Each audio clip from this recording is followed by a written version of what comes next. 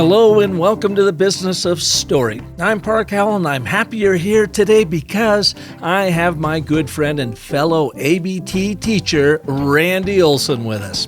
Randy and I revel in sharing the and, but, and therefore narrative framework with our collective peeps. He in the world of science and academia, and I in the business, branding, sales, and marketing worlds. But we sometimes get pushback on the ABT because people tell us it's too simple. It can't possibly work. The ABT is reductive and insulting. It's just plain stupid. Or is it? You'll learn how you can test just how compelling your presentations and long-form communications really are using a tool called the Narrative Index that measures your but-to-and ratio. If you have too many ands in your message, you're boring because your communication is non-narrative, a real snoozer. Randy developed this quantifiable story measurement tool, and he'll show you how to easily apply it to make all of your communications way more compelling. Randy and I have been coaching and teaching the ABT for well over a decade. While tens of thousands of business and science leaders have been using the ABT to become more concise, clear, compelling, and persuasive, we still hit up against some passive and active brick walls. In fact, I just wrote a post titled 10 Reasons Why You Should Never Use the ABT Story Structure that outlines both the passive and active aggression against the ABT. Passive aggression is when people say, "Oh, thanks, it's just 3 words. I got it. I don't have time to really give it any more thought than that." Active aggression is when they say things like, "I can never use this BS," or, as I mentioned earlier, "The ABT is reductive and insulting." I think people push back on the ABT because they think it's woo-woo, that you can't actually measure and quantify its impact in communications. So this show is for you, the non-believer.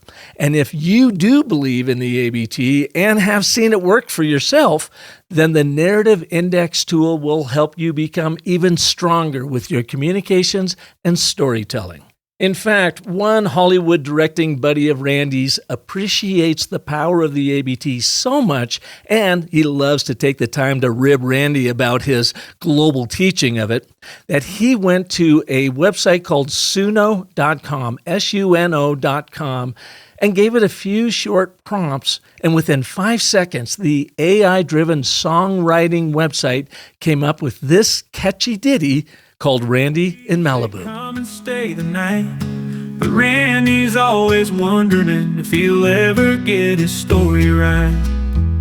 He writes about the characters and towns that he'll never see. A lot of lines with those ands and buts, therefore is on repeat. His old guitar lies silent, dreams gather in the dust.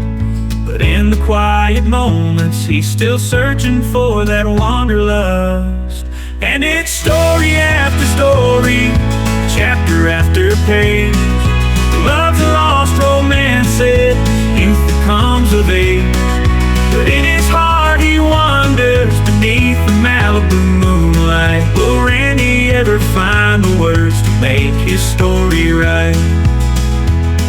He's often seen in coffee shops, Randy Olson, welcome back to the show. Good to be back, and thank you for that musical accompaniment. Now, that was beautiful. Give us the backstory on that whole thing. That was beautiful. That's my buddy Jason Ensler, who's one of my film school classmates and a big director in Hollywood.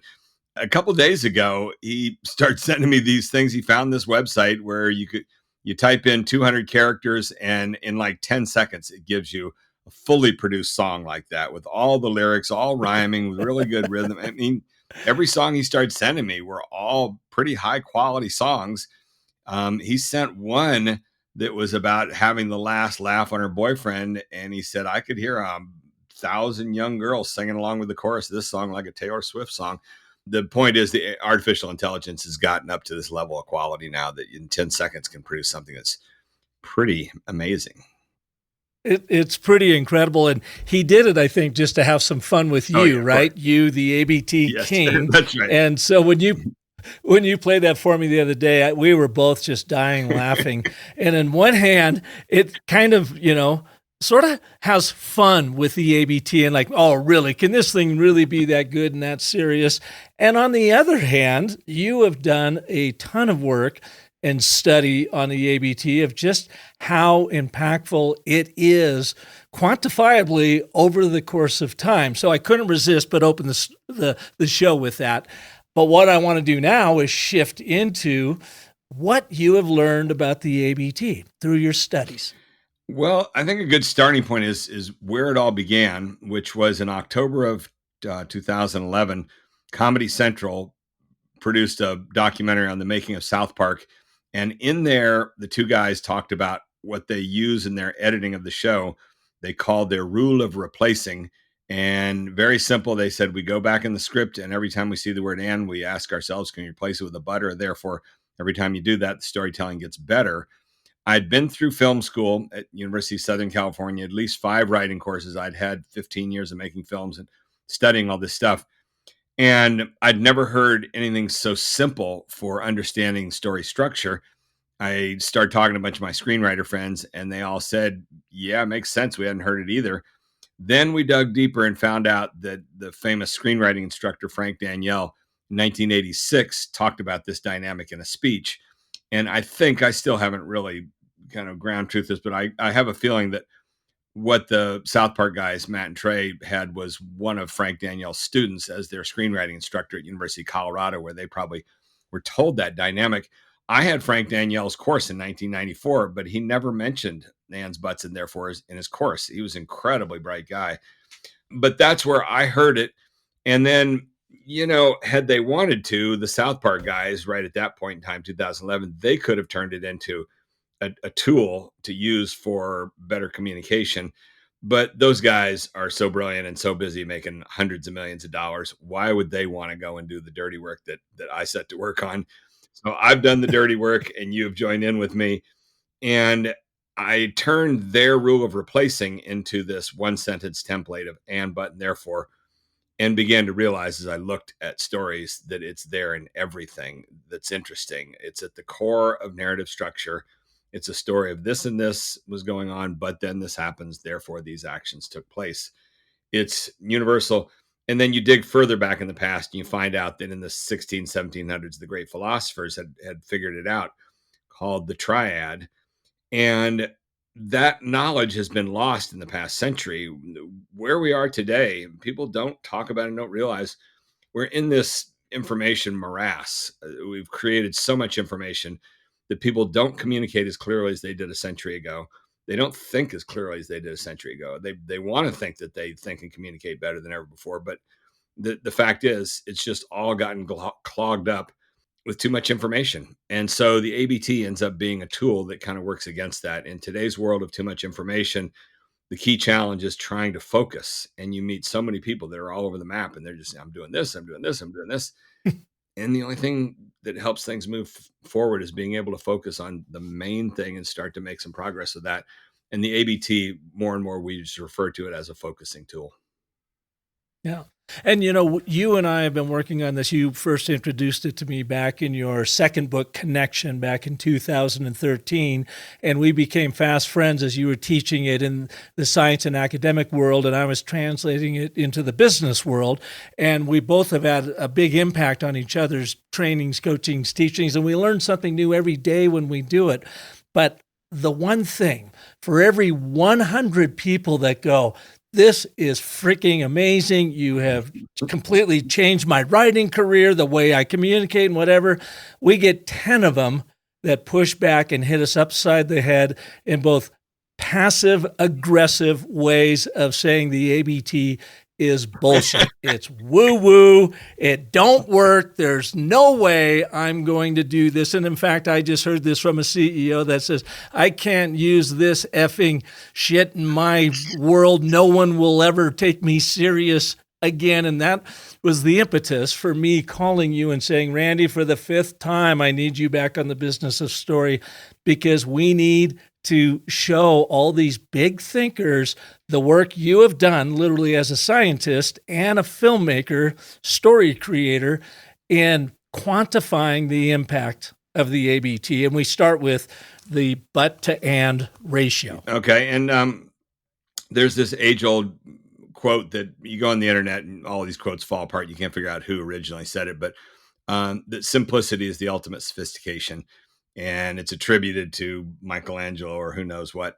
But who cares where it came from? It is just a very valid statement that simplicity is the ultimate sophistication. When you study science and mathematics, people always talk about the elegant solution that is so simple. And you see a room full of scientists all trying to solve a problem, and all the mediocre ones are taking tons and tons of steps. And then it's just the really bright mind that can cut through it and do it very simply in just a few steps. Actually, let me tell you one little anecdote. This is kind of fun adding into this. One of the very best exercises we ever did in film school was in our first semester class. They took the screenplay from the movie Chinatown, and they gave us one page, and they broke us into groups of 5 people each. And they said, now read this one page of the shooting script and put together a list of all the shots that you would shoot to actually when you went out and filmed this thing. And I think there were 4 groups, and each group then eventually went up to the board and wrote down your whole shot list. And they were all about 15 to 25 shots that everybody listed up there.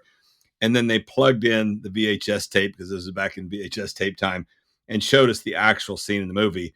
And it was 3 shots, the whole thing. And that's what a good filmmaker does, is they figure out how to make this whole thing happen in just 3 shots. Instead of, all of us were amateurs. And like, oh, I'd put the camera over here, and then I have to do this, and I'd jump over here, and I'd do that, and do this, and it'd be amazing. Oh, and blah, blah, blah, blah. And there's the difference, the really veteran, sophisticated mind is able to see through all of that stuff and come up with a simple solution, and the power that comes with that. So you were asking then, what emerged, the South Park thing happened in 2011. 2012, I began giving talks on it and seeing this response in audiences, people coming up afterwards saying, oh my God, this is really powerful. 2013, I did a TED Med talk, and that's gotten lots of views, and lots of people picked up on it from there. Began to invite me to different places to do workshop and things like that. 2015, I published the book, Houston, We Have a Narrative, where I really laid out in there what the ABT is. That's kind of the definitive. It's a very academic book from University of Chicago Press, but that's sort of the foundational piece there to get started on doing this.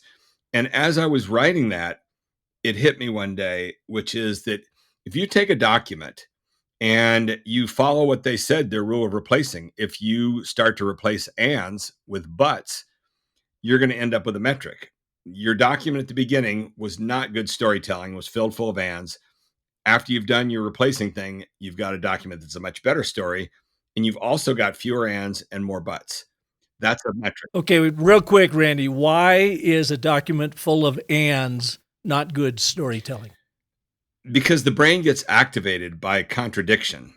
And the word but is a word of contradiction. So you've got these 3 forces that are at work, which are agreement, contradiction, consequence. And the words that match up with that are and, but, and therefore. So and is the most commonly used word of agreement. And we use agreement to get started on something, the setup. Okay, we can all agree that once upon a time, there was this world, and they were doing this, and we're doing this.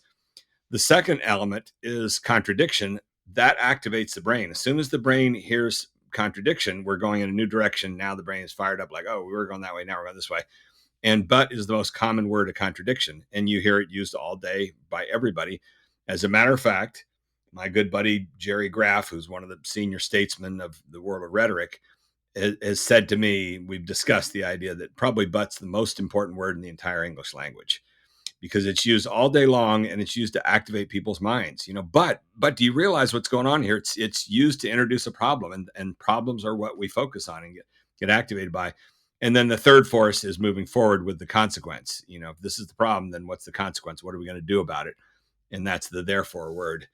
So what I began to realize was that if you start changing those things in a document, making it into a better story, there's going to be a number there. There's the change in the ratio of buts to ands. And that was towards the middle of 2015, as Trump was emerging as a candidate against Hillary. And I began looking at their speeches and just doing these simple calculations, counting the buts, counting the ands, and very easy to do. And by the time I got done with about 30 or 40 speeches and debate performances from the two of them, the average values began to become clear, which was that Trump had double the values of Hillary, showing that he is a very powerful communicator. Like him or not, you can hate his content, but in terms of the form, he has very deep, what I've termed narrative intuition. And she doesn't. She's an academic. Academics are more concerned with the information than they are with the shape of how it goes together. So I began running around trying to call attention to that in 2015, 16. And if you don't have an understanding of narrative structure and why it's important, it's very hard to even begin to grasp it. As a result, I got nowhere during that whole year and a half. You had me on your podcast the morning after Trump won the election. And what we talked about was that I did manage to find my way to, I sat down one day in frustration in the spring of 2016 and searched on Google, Hillary Clinton boring. And the first thing that came up was an article by James Carville, an interview with him in which he said, we all need to admit that Hillary Clinton is a boring speaker. And I said, that's my guy. And so I set to work and managed to get a letter to him. And then he called me the day he got the letter and said, I've always thought there might be some sort of numbers, metrics around storytelling where we could begin to quantify how good a story is. So he was intrigued. And then we set to work for about 4 months. He tried to get the people at the Clinton campaign to listen to me, but it was too late by then. They were all sprinting away and they were just caught up in and mode. And that's what it was. And the rest is history for all of that. But since then, slowly but surely, I've set to work just looking at these two metrics. The first one is the but-to-and ratio. The other one's the and frequency. And the and frequency is incredibly simple. It's just looking at a document and asking what percentage of all the words in this document are the word and. The thing that's fascinating about that is that it turns out there's an optimal frequency for the word and, which is 2.5%. And when you look at documents that are well edited, when you look at like a few hundred articles, feature articles in the New Yorker, as we have, you find that they all converge right around 2.5%, the number of instances of the word and. 2.6, 2.7, 2.8, 2.3, 2.4, they hover right around there. And then you look at like government reports that are really poorly written, and they get to be 3%, 4%, 5%, upwards of 6% of the words of the word and. It happens when people aren't trying to shape a narrative. They're not trying to set things up over problem solution dynamics. They're not trying to tell a story. When they're just stringing information together, you use the word and. It's a word of agreement to string it all together. So those patterns began to become very clear to me. And then in our course, beginning intensely in April of 2020, when the pandemic set in, we developed this online course that we've now run 40 times with a lot of major organizations, everything from World Bank to Pfizer to National Park Service, on and on, lots of big groups. And we began doing this little exercise in there where we would have them send us 10 of their documents. And Matthew, my co-instructor, would sit down and do the two metrics. And then basically we'd give them a diagnosis back and say, look, your communication's really flabby when it comes to narrative structure. You're just not drawing on the power of the word but, and you just full of the word and people can't get through and documents after a while. They don't know where are we going with all this? And we did this, and we did this, and we did this. So that's what we're in the thick of now, is working with a major organization in DC and another public health group I work with in Seattle, and really formalizing this now into an entire procedure. So we're getting there. In the meanwhile, I pretty much gave up on journalists, and that's been a little bit of a hindrance in trying to propagate this, which is, and this is going, if you've got any journalists in your audience, it's going to anger them, but they're not very good with storytelling. And I know they pride themselves as the nation's storytellers or whatever. They're reporters, and reporting is not the same as storytelling. So this really cropped up a couple of years ago when I gave a talk, and there was a woman there who had a journalism background, and she came up after and said, "Oh, your ABT thing, it's just like our inverted pyramid." And that was the day that I thought, well, I'm pretty sure it's not. Let me really get to work and refine this. I went back and searched it. And here's what you find out is that journalism has its own model, and theatrical stuff, movies, all of that have their own separate model. We've got these two models of structure. So the journalism model is called the inverted pyramid. And the idea there is that you lead with the single most attention grabbing piece of information you've got. And they always talk in journalists about you're trying to grab eyeballs. And so you have this thing called the lead, which is 6 people died in a car wreck. If that's what happened, that's the first thing you'll have in your headline, in your very beginning of your story, your article, whatever it is. And then after you've grabbed everybody's attention with that, then after the fact, you'll start telling them who these 6 people were. The difference is in theatrical work, you won't tell us yet that 6 people died in the car wreck. You'll begin by telling us a story where we get to know these 6 people and we follow them on their day and we don't know what's coming. And you get a bunch of and stuff. And they all got into the van and they were all headed off to this camp and they were having a good time and they were singing their song. But then they ran into a tree, whatever. And that's the but moment. That's the 3-part structure of ABT. And it's different from what journalists do. And as a result, most journalists don't know the difference. They don't have any interest in the difference. And as I tried to explain to them, this ABT thing is really powerful and important. They were like, we all learned that in elementary school. Good luck to you. And I really think a lot of them have felt that I've been trying to make money off of something that everybody learned in elementary school. And I've had them more or less say that to me. And so I gave up on them after a while. I spent so much time, especially with that knowledge of what was going on with Trump versus Hillary Clinton. And in particular, I had a friend who had a connection to the 538 blog, Nate Silver's group. I wrote a letter to them, laid out the numbers, and they eventually got back with a comment. They said, we found this intriguing, but we're skeptical. It's just not this simple. And at that point, it's not worth the energy trying to educate people like that. So I've just followed this path for 10 years of bumping into these brick walls, and instead of fighting them, just continuing to look for the path of least resistance, finding my way. And we're doing great now. We're having a lot of fun, and we're working with these big organizations, and they get it.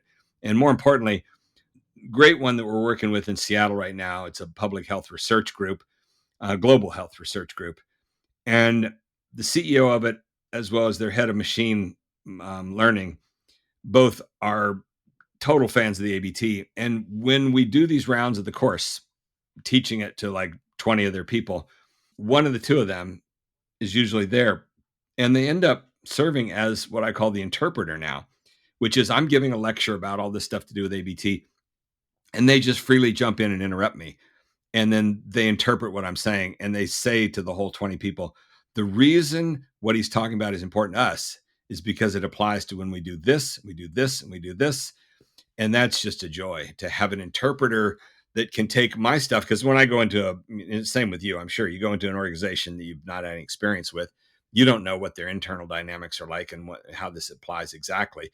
But to have somebody who can bridge the gap, who knows the ABT stuff and knows how they're going to apply it there, and that's the reason they're bringing me in, that's increasingly turning into our model that works really well. And so all those brick walls that I've bumped into, I don't even care about anymore. They'll figure it out eventually. There's so many people now that are working with us and yada, yada. And same for you, right? Well, yeah. Well, my hope is we can tear down or begin tearing down one of those brick walls. And that is for the big thinkers out there who they believe complexity is everything. And they look at the ABT. And to your point, they say it's so simple. We learned about this. Well, we didn't learn about it. I wish I had learned about it in the 3rd grade. I didn't learn about it until, a decade ago. But let's go back to this but to and ratio, because for anybody out there listening, and maybe they're writing a video script and they're just kind of going, I don't know, it doesn't feel that great. Or they delivered a speech that didn't land. Can you walk us through the math of how to look at that script and build out that but to and ratio to understand what it is and what you want it to be ideally? It's so simple, and it's laid out we've got this series of 6 books on the narrative gym, and I think 1 or 2 of them I've got an appendix in there that explains this in detail. You simply count the buts and the ands. You put your document into the word processor, you search the word but with a space after it so that you're not getting words like button and things like that. And then you search the word and with a space before and after, so you're not getting and inside of something like hand or sand or who knows what. You get those numbers, and then you just look at the ratio, buts to ands, and then we multiply that number by 100 to make it a whole number. So we're not dealing with fractions. And the but to and ratio, once you do it, if it's under 10, you should be concerned. If it's in the teens, you're like most political speakers are in the teens, If you're over 20, you're doing good. And most articles in the New Yorker are over 20. So you take your butt count and you divide that by your That's it. and count and then times by That's it. 100. That's the whole thing. Yeah, That's just it. the ratio. So I've termed it the narrative index, but a lot of times I'll just refer to it as the butt to and ratio. That's all that it is just, dividing the butts by the ands and multiply by 100. So it's a whole number. And as I say, as you go up there, if you get over 20, you're doing really good. And then you get over 30 and you're getting into really intense communication. So that's a lot of Trump speeches are in the 30s where he is just, and what he's doing there is he's ratcheting through very simple pieces of logic. We love the Mexicans and we want to get along well with them, but there's just too many criminals coming across the border. Therefore, we got to build a wall. And Hillary Clinton never did that. She said, well, it's complicated. We got this, we got that, we got this, we got that. This is the challenge, is that people want things to be delivered to them concisely. And that takes a lot of time and effort to consider, to put things into a structure that's concise and still accurate and captures the essence of what you're trying to do. If you do it too quickly and too sloppily, then you're really defeating the purpose and you're making a mess. And then you get into things that just are wrong, who knows what. So it does take a lot of time. And that's the catch. And that's one of the first obstacles you run into in your list of different people. I think, that wasn't even in your Park put together a list of 10 standard things that are the brick walls. I think one of them just takes too much time. And a lot of people aren't willing to do that. Who don't want to put in the effort. Yeah. And consequently tonight, or coincidentally tonight, we have the debate Between going who? on. Who's What debating? do you, old man Trump and old man Biden. So what do you anticipate is going to happen from what you know about the power of their narrative on either side of the aisle? It's a complicated question now because Trump has gone through some phases. So I tracked him in the beginning in 2015 when he started to really gain momentum, and his butt to end ratio was huge. He was scoring in the 30s in a lot of his speeches, and these were rabble rousing, barn burning speeches. And that's where he got the momentum going, with everybody just loved hearing him go on and on and on like that. As soon as he secured the nomination, all of a sudden, you go back and look at the articles, it became a big issue of, will he give in and use a teleprompter for his speeches? Because up until then, everything was off the cuff. And as soon as he went to the teleprompter, and as soon as he had Stephen Miller writing his speeches, the butt to end ratio plummeted. And all of a sudden, he started to get more controlled, and his speeches got more boring. Then once he became president, you could see he would do some events, like I think it was the Gridiron Dinner or something like that, where he just went completely off script, and the butt to end ratio was sky high, and it was all just fiery, blah, blah, blah, blah. Then other things where he had to do intensely political things in sensitive areas, like his advisors came in and they had him go off with the teleprompter, and some of those would drop to less than 10 to like 6 or something like that. But you could see it. The index is not precise, but it's accurate. I always say that about it.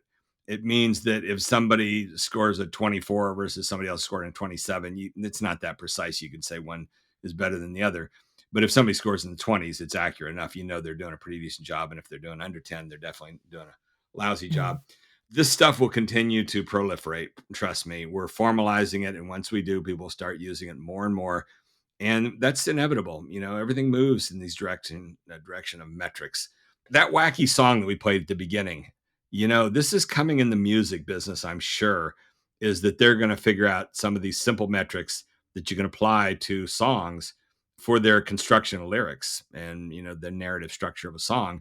And you'll begin to get values for AI that you can compare with real songwriters.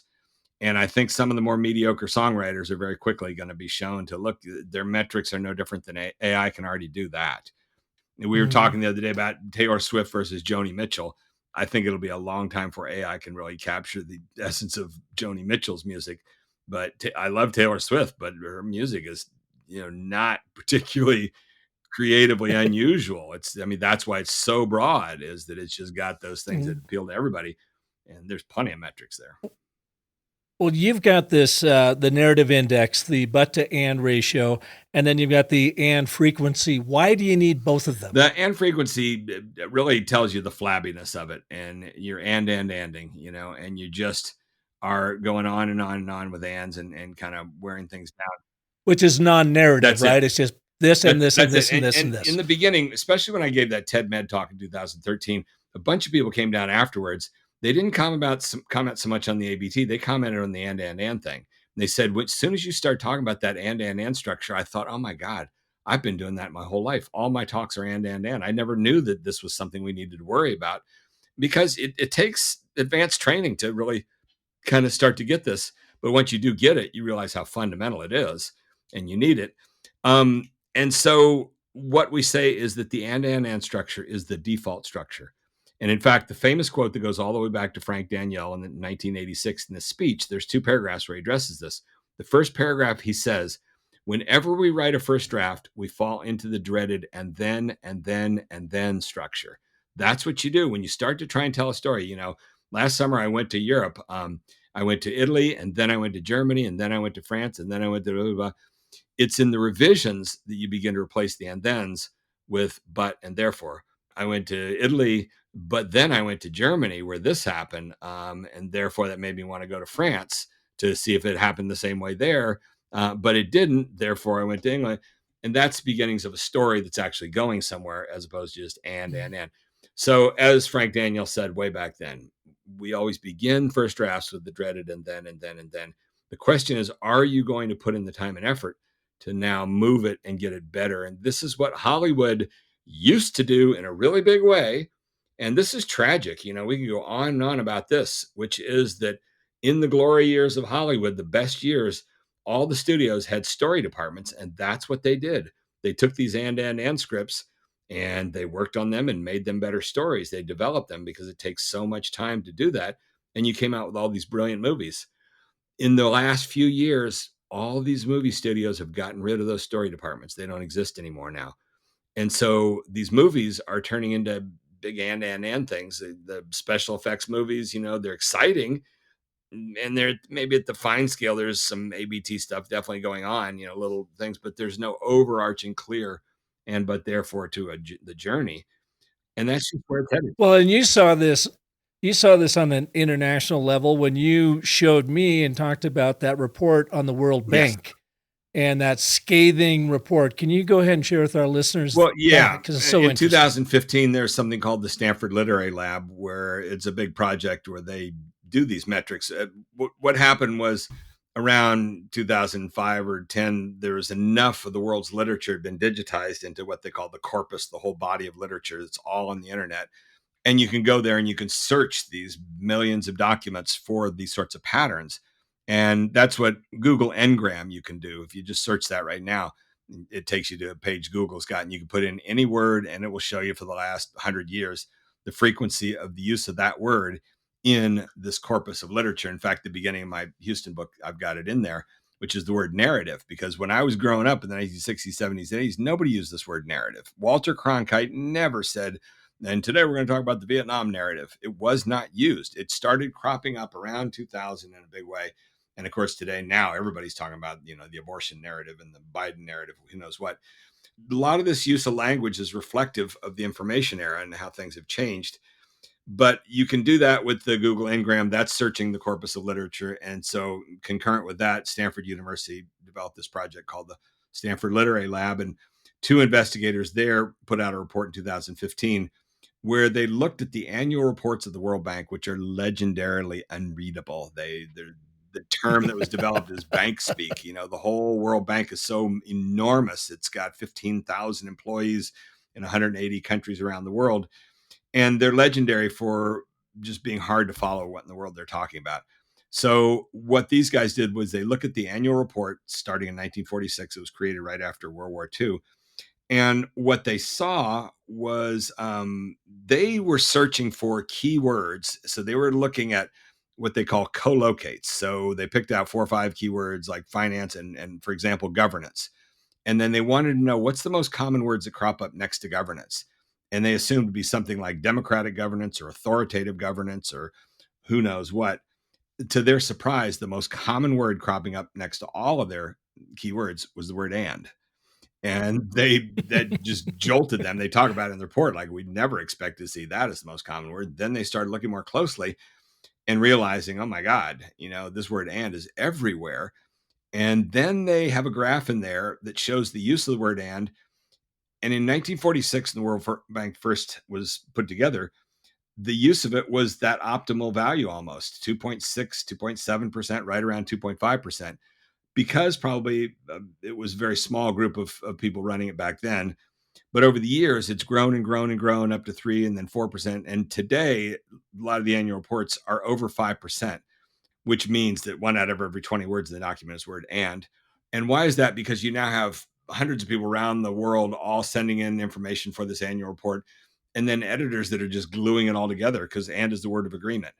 And they found this, and these people studied this, and this went on over here. They're not shaping a story. They're just putting everything, and this, and this, and this, and this. So the World Bank ends up being the ultimate exercise in anding. And that's just unreadable after a while. You just, where is this all going? The direct parallel to that is like in a court case where the lawyer's up there supposedly making the argument for his client, and finally the judge just interrupts and says, where's this going? That means that person has gotten caught in and land. They're just presenting, here's another thing that went on, here's another piece of evidence, another piece of this. Is this leading somewhere? If there's a clear ABT dynamic at work, then we're following an arc. We're going somewhere, and the audience can feel it. They can feel like, oh, you established a problem and we're on a journey now. And as a matter of fact, more and more, that's the key word that I use, much more than story and storytelling anymore.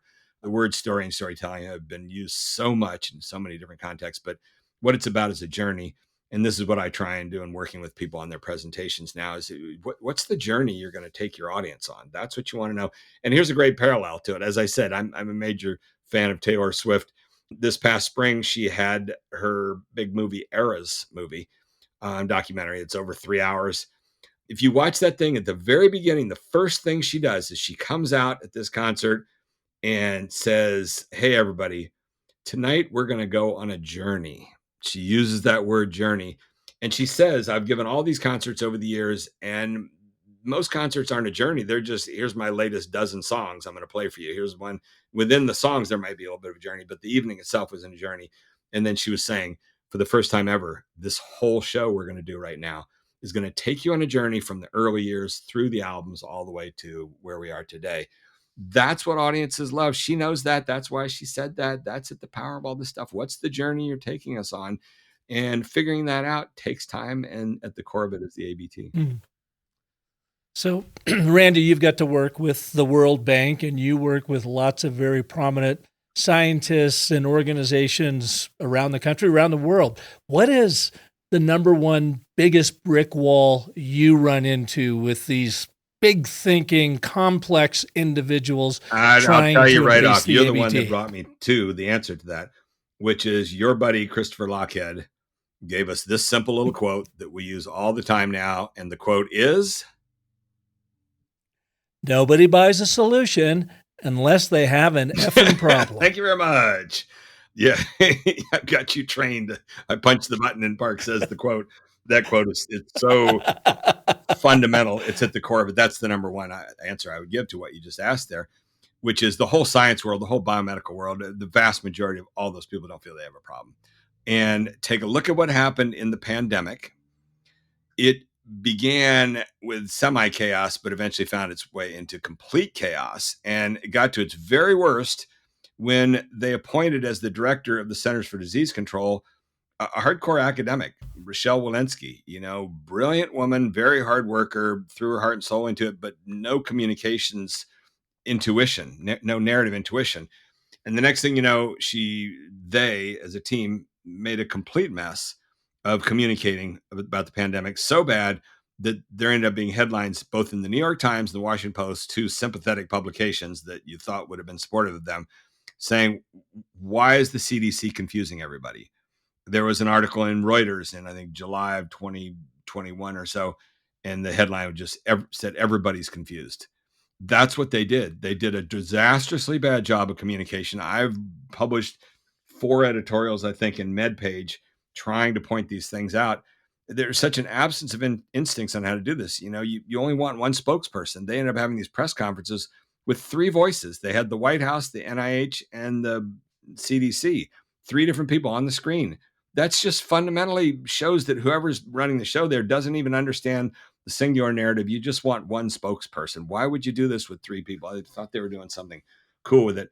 But the real source of the problems is that once the dust settled at the end of the pandemic in February of 2022, in Science magazine, the most important publication in the science world, the 30-some scientists at the National Institute of Health wrote a 4-page feature article basically congratulating themselves on the great job they did with the pandemic. And so there was two parts to their mission. One was to develop the vaccines, and the second was to deal with the social dynamics to get everybody to take the vaccine.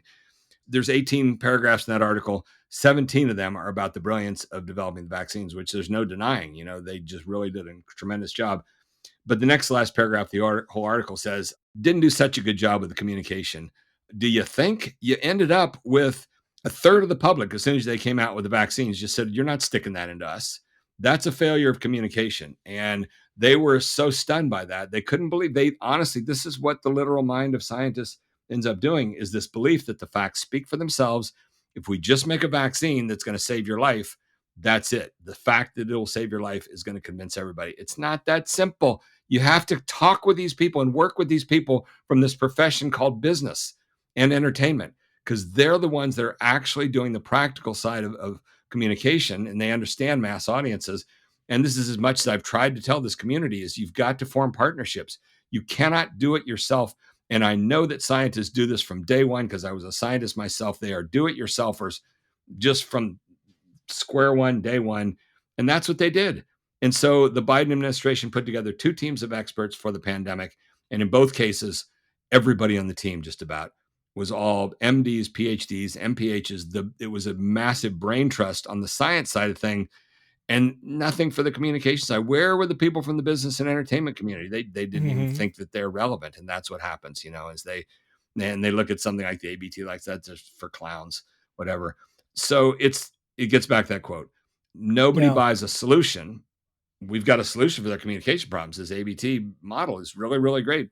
They're not going to buy that if they think, we do a pretty good job already ourselves. We're just really good. And then what I got to know at a deeper level was eventually the head of communications for one of these major institutes. I won't say which one, but eventually he just one day said, look, any major scientist who's been invited to be on national television, talk about their expertise, is ruined for the rest of time, because they now believe that they were invited to be on national TV because they're the best communicator out there. Doesn't matter the fact that that's not true at all. They're invited to be on there because they're the expert on that topic. And the journalists actually love scientists that talk and, because then they can re-edit that stuff. They can do the interview, the and, boring interview. They can pull out the things they want. What they don't like is a scientist who shows up with everything already shaped into ABT and, saying, here's how it works. Then if they want to tell a different story, they've got to recut and fight against that. They hate that. But this is what I try and work with the scientists. Say, look, it's something we labeled Shirley's Law. If you don't tell your own story, somebody else is going to tell it for you, and you're not going to like how they did that. Yeah.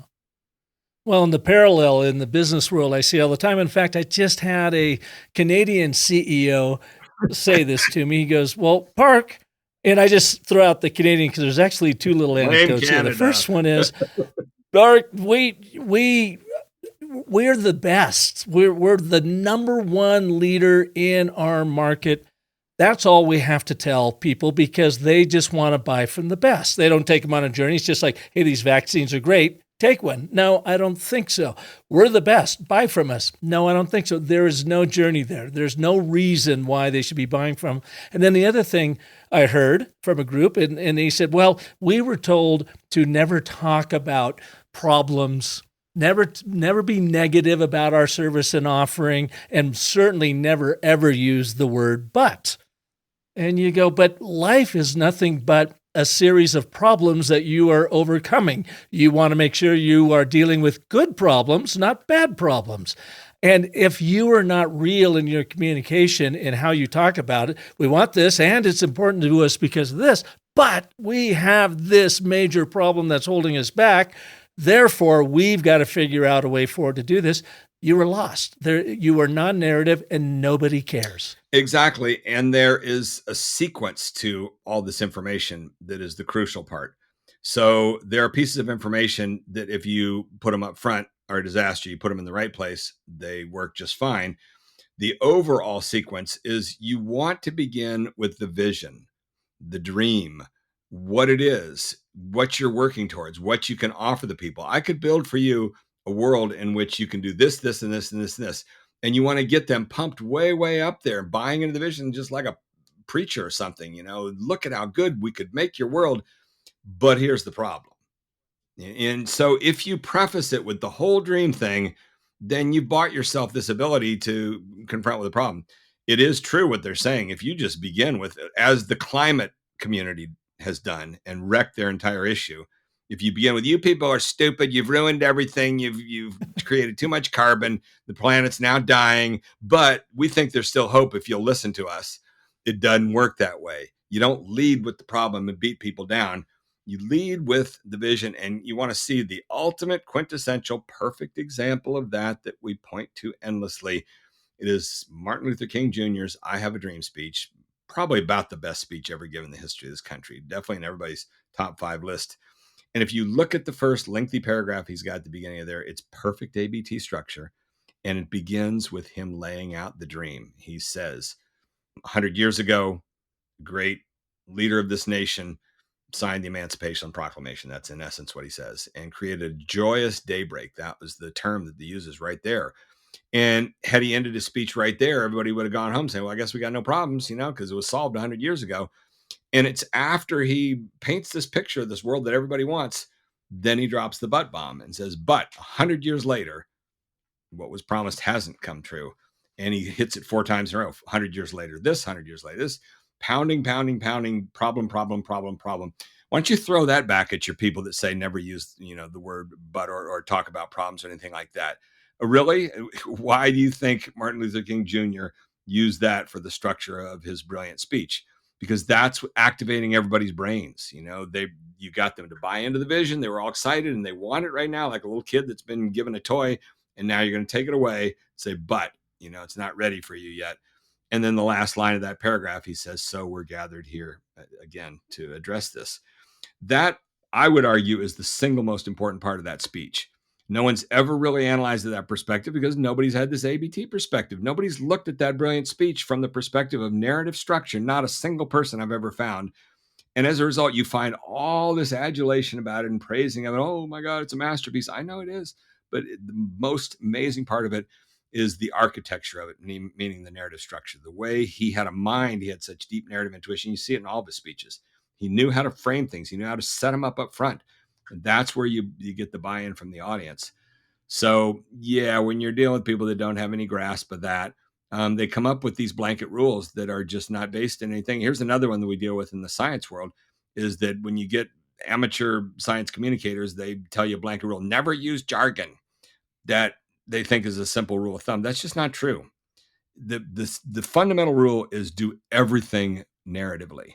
And if you've got narrative structure in mind, you can do anything you want. Namely, if you tell a good story that starts off very broad and simple and pulls everybody in the shallow end of the pool, and then you take them deeper and deeper and deeper, and you tell them about this, wonderful world we could have, but we're missing this one device to do this sort of stuff.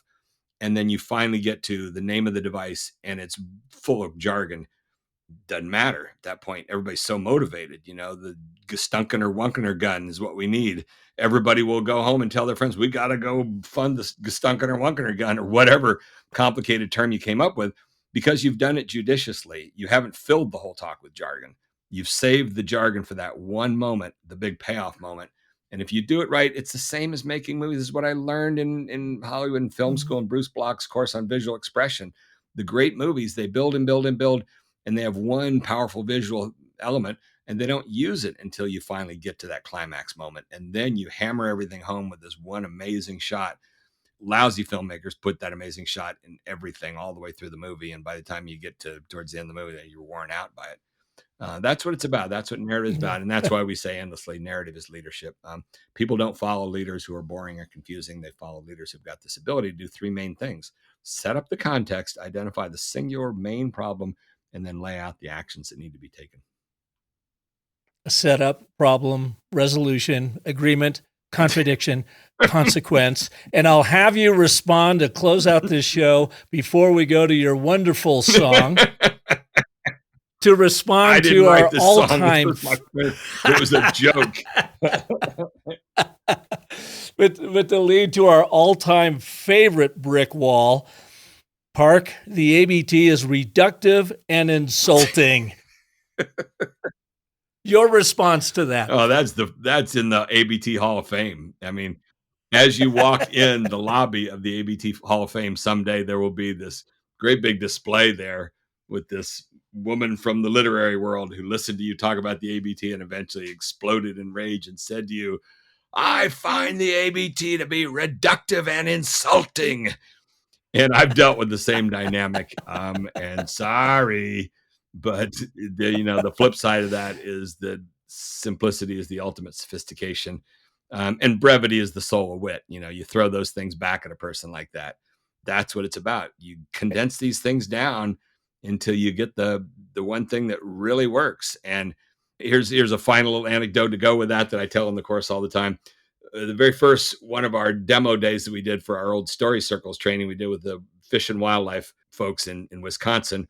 And we had about 50 people there that day. And we did a contest at the end of the day where all the tables were broken up and everybody came up with their ABTs from the work they do. And then each table of 8 people or 5 people, whatever, picked their favorite one. And then we said, we want that person to stand up and say their ABT to the whole group.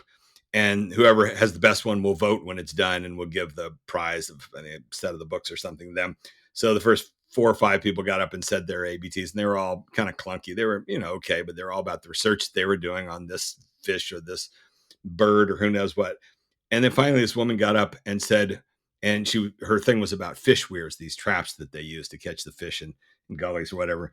And she said, "We have been using fish weirs for 100 years and they do work, but they suck."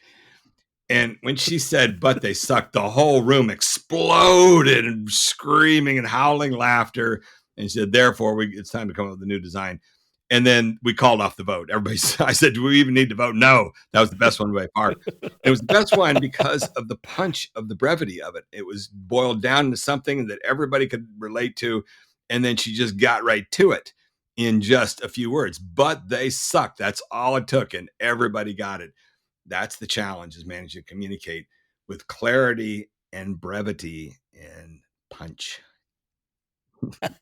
Well, with that, Randy, thank you for being here. And we are now going to ride off into the ABT sunset with your AI created song. In less than 10 seconds.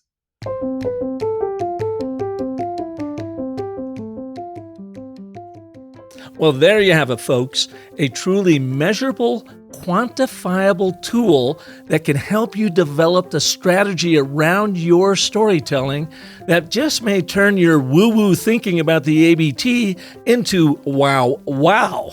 Ba-dum.